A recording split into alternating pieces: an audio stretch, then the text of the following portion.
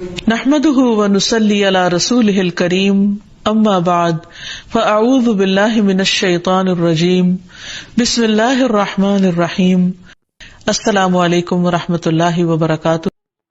اعمال میں بھی اللہ تعالیٰ نے بعض اعمال کو بعض اعمال پر فضیلت دی، اسی طرح قرآن مجید کی بعض آیات کو بعض پر فضیلت دی گئی۔ حالانکہ کلام سارا اللہ سبحانہ و تعالیٰ کا ہے، لیکن بعض حصہ بعض سے زیادہ برکت والا ہے، حالانکہ سب میں ہی خیر ہے، سارے میں خیر ہے۔ تو اسی میں سورۃ الفاتحہ کا ایک خاص مقام ہے، اور سورۃ الفاتحہ جو ہے اس کو سورۃ شفا بھی کہا گیا ہے، رقیہ بھی کہا گیا ہے، اس کو ہر نماز میں پڑھنے کو واجب قرار دیا گیا ہے، اور پھر اس کو پڑھ کر اگر دم وغیرہ کیا جائے تو وہ بھی فائدہ مند ہوتا ہے۔ اور تجربے سے یہ بات ثابت ہے، جب صحابہ کرام میں سے کسی ایک نے راستے میں کسی سفر کے دوران ایک قبیلے کے سردار کو جو بچھو کاٹ گیا تو اس پر دم کیا تو اس کو آرام آ گیا، جبکہ اس کو کسی اور چیز سے فائدہ نہیں ہو رہا تھا۔ تو اب یہ جو خصوصیت سورۃ الفاتحہ کے اندر ہے وہ کسی اور حصے میں اس طرح نہیں ہے۔ اسی طرح سورۃ البقرہ کی آخری دو آیات بھی بہت اہمیت کی حامل ہیں، اور ان کی ایک فضیلت جو یہاں پتہ چلتی ہے کہ ان کو پڑھ کر اگر کوئی شخص دعا کرتا ہے تو وہ دعا قبول ہوتی ہے۔ ایک اور حدیث میں آتا ہے، عبداللہ بن مسعود سے روایت ہے کہ جب رسول اللہ صلی اللہ علیہ وسلم معراج پر تشریف لے گئے تو آپ سدرۃ المنتہا تک پہنچے، زمین سے جو کچھ بھی چڑھتا ہے وہ یہیں آ کر ٹھہر جاتا ہے، پھر لے لیا جاتا ہے، اور جو اوپر سے اترتا ہے وہ بھی یہیں ٹھہر جاتا ہے، پھر لے لیا جاتا ہے۔ اللہ تعالیٰ نے فرمایا یخشی السدرۃ ما یخشی، جب ڈھانپ رہا تھا سدرہ کو جو کچھ کے ڈھانپ رہا تھا۔ جب نبی صلی اللہ علیہ وسلم معراج پر تشریف لے گئے تو جو بیری کا درخت تھا اس کے اوپر جو روشنی تھی اس کی بات ہو رہی ہے۔ عبداللہ نے کہا کہ سونے کے پتنگے تھے وہ جو اوپر چھا رہا تھا۔ پھر رسول اللہ صلی اللہ علیہ وسلم کو وہاں تین چیزیں دی گئی تھی، ایک تو 5 نمازیں، دوسری سورۃ البقرہ کی یہ آخری آیات، اور تیسری آپ کی امت میں سے اس شخص کے باقی تمام تباہ کرنے والے گناہوں کو اللہ نے بخش دیا جو اللہ کے ساتھ کسی کو شریک نہ ٹھہرائے، جو شرک نہ کرے۔ تو یہ 3 چیزیں ملی تھی جن میں نماز کا ذکر عام طور پر ملتا ہے کیونکہ اس کے بارے میں مزید وضاحت سے احادیث بھی ہیں۔ تو اس حدیث سے کیا پتہ چلتا ہے کہ سورۃ البقرہ کی آخری 2 آیات عرش کے نیچے سے ایک خاص خزانے سے نصیب ہوئی ہیں، اور یہ نبی صلی اللہ علیہ وسلم ہی کو ملی ہے، باقی انبیاء کو نہیں دی گئی۔ ایک اور روایت سے پتہ چلتا ہے، نعمان بن بشیر سے روایت ہے کہ نبی صلی اللہ علیہ وسلم نے فرمایا کہ اللہ تعالیٰ نے آسمان و زمین پیدا کرنے سے 2000 سال پہلے ایک کتاب لکھی، اس کتاب میں سے 2 آیات اتاری جن کے ساتھ سورۃ البقرہ کو ختم کیا۔ کب کی بات ہے یہ؟ زمین و آسمان کے پیدا کرنے سے 2000 سال پہلے کی بات۔ قلم کب پیدا ہوا تھا؟ 50,000 سال پہلے، باقی چیزوں کی تخلیق کے۔ جس گھر میں 3 رات یہ آیات پڑھی جائیں شیطان اس کے قریب نہیں آتا۔ رسول اللہ صلی اللہ علیہ وسلم نے فرمایا مجھے سورۃ البقرہ کی آخری آیات عرش کے نیچے ایک خزانے سے دی گئی، مجھ سے پہلے یہ آیات کسی نبی کو نہیں دی گئی، یعنی یہ آپ کی خاص خصوصیت ہے کہ آپ کو یہ نصیب ہوئی۔ اور پھر ایک اور جگہ یہ بات بھی پتہ چلتی ہے ان آیات کے بارے میں کہ جو شخص رات کے وقت ان آیات کو پڑھ لیتا ہے تو وہ اسے ہر چیز سے کافی ہو جاتی۔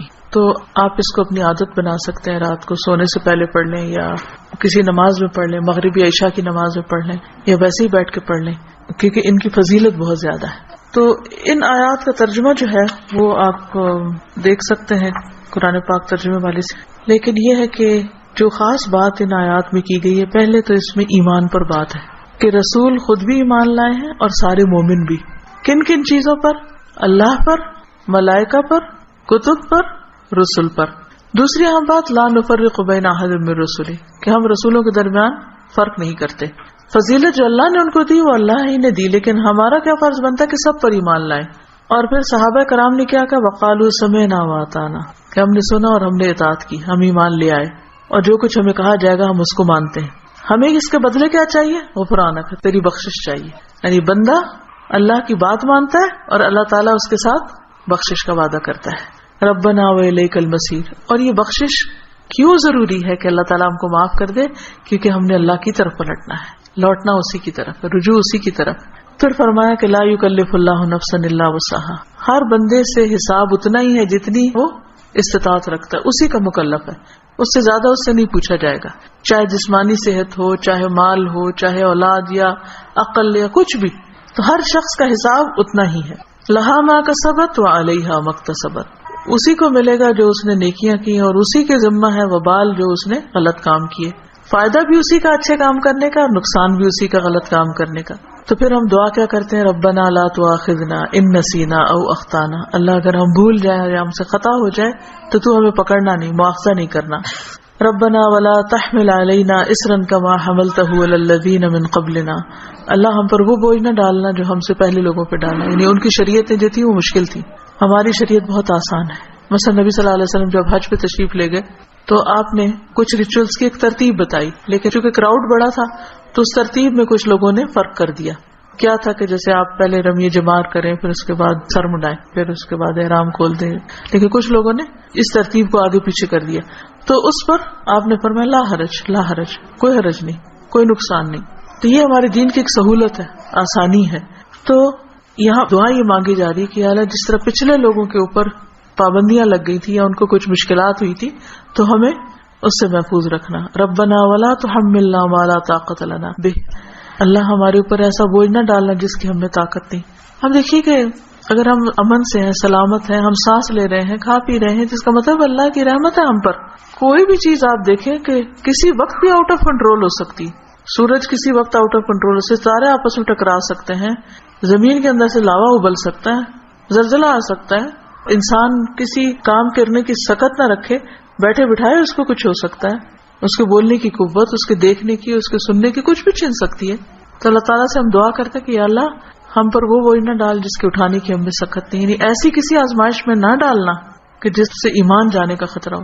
کچھ دن پہلے مجھے کسی نے فون کیا اور بتایا کہ فلاں جگہ پر جو لوگ قید ہوئے تھے ان میں سے ایک کو 40 سال کی قید و مشقت کی سزا سنائی گئی. جگہ کا نام میں ویسے نہیں لے رہی کہ پھر پن پوائنٹ ہو جاتا ہے کہ کہاں کی بات. تو میری بیٹی نے کہا کہ میرے ذہن سے یہ بات اتر ہی نہیں رہی، کیونکہ جو اس آدمی کی بیوی تھی اس نے فوراً ہی خلا لے لی کہ میں تو اتنا ویٹ نہیں کر سکتی. اور حالانکہ اس کی بچی بھی تھی چھوٹی. اور 40 سال تک کون جیتا ہے ماں باپ میں سے، بہن بھائیوں میں سے، کہ جو اس کو پیچھے ملنے کے لیے جائیں. اور سزا بھی کوٹڑی کی سزا ہے، کیونکہ تکلیف دہ قسم کی سزا ہے.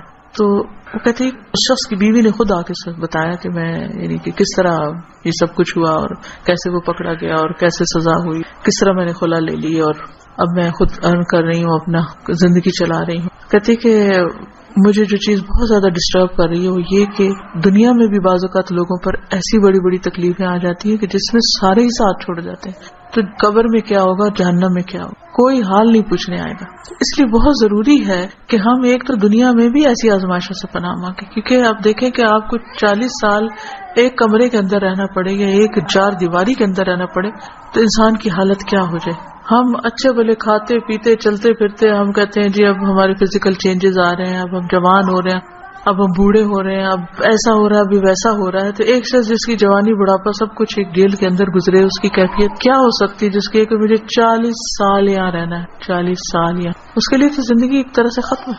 تو میں نے اس کو سمجھایا کہ دیکھو 40 کے بعد نکلے گا تو صحیح نا، اگر زندہ رہا. اب تو پتہ نہیں کب تک زندہ.